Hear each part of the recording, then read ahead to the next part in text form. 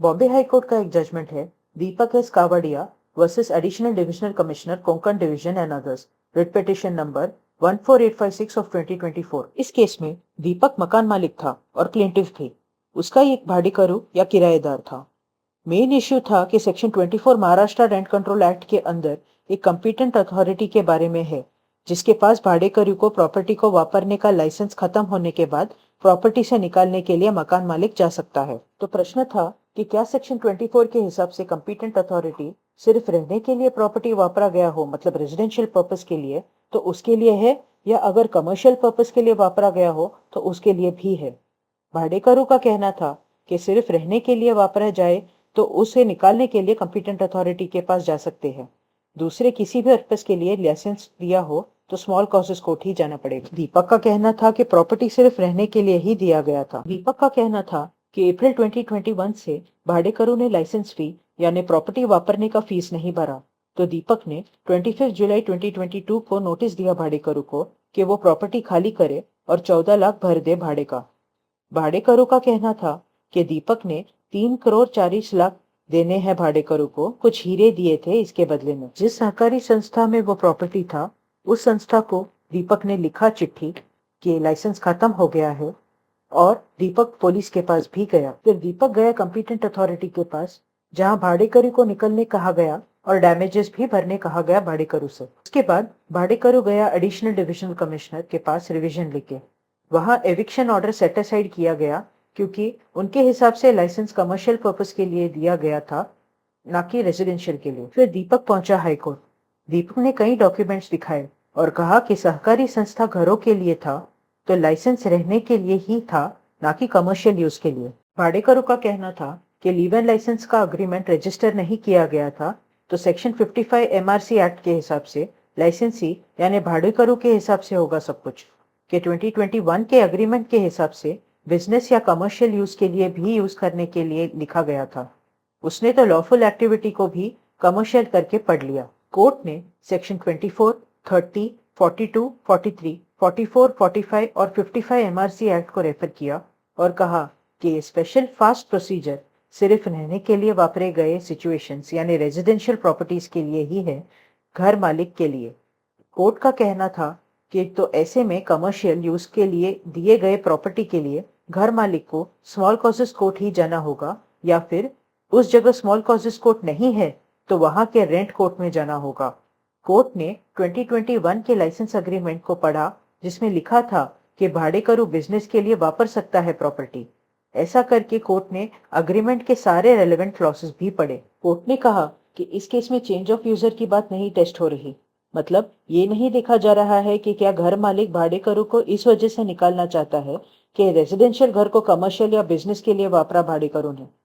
Use मतलब property किस काम के लिए भाड़े पे दी गई है वो। तो इस केस में यूज सिर्फ इस बात को परखने के लिए है कि क्या घर मालिक कंपिटेंट अथॉरिटी के पास जा सकता था कि सिर्फ रेंट कोर्ट में ही जाना था उसको। सेक्शन 55 एमआरसी एक्ट के हिसाब से मकान मालिक को compulsory leave and licence agreement register करवाना ही होगा।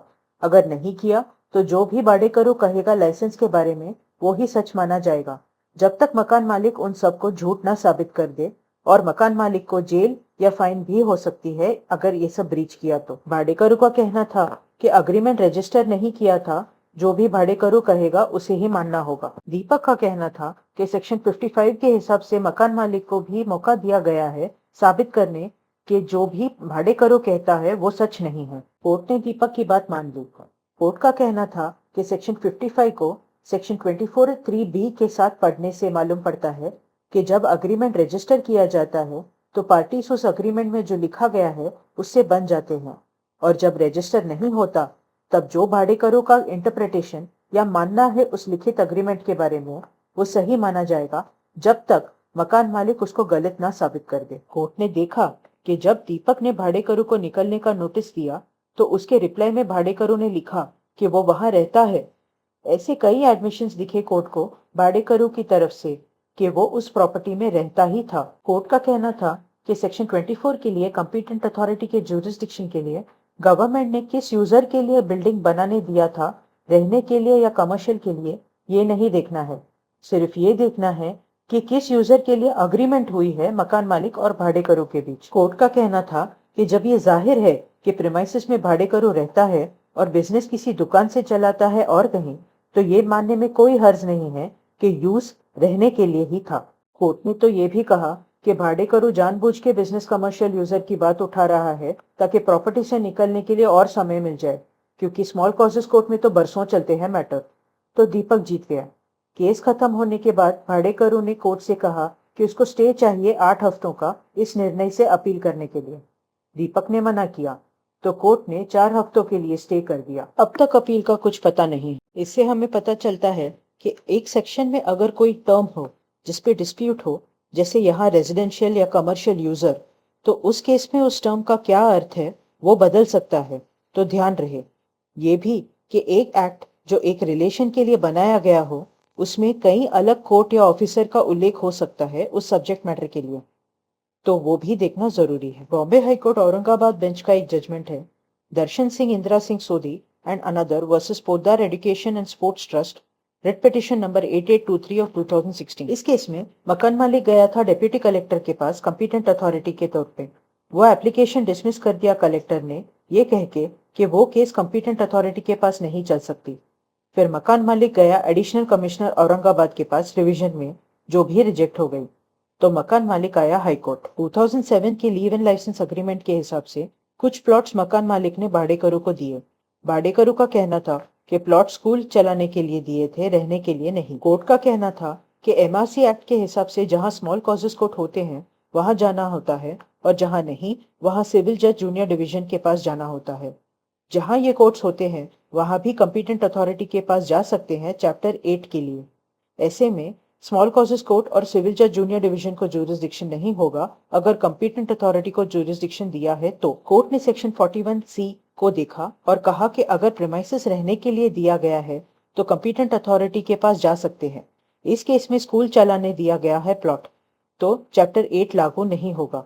तो पेटिशन को डिसमिस कर दिया गया। इससे पता चलता है कि एक्ट ध्यान से पढ़ना पड़ेगा, देखने के सब्जेक्ट मैटर क्या है अपने केस में, और उस हिसाब से एग्जैक्टली कहाँ जाना पड़ेगा।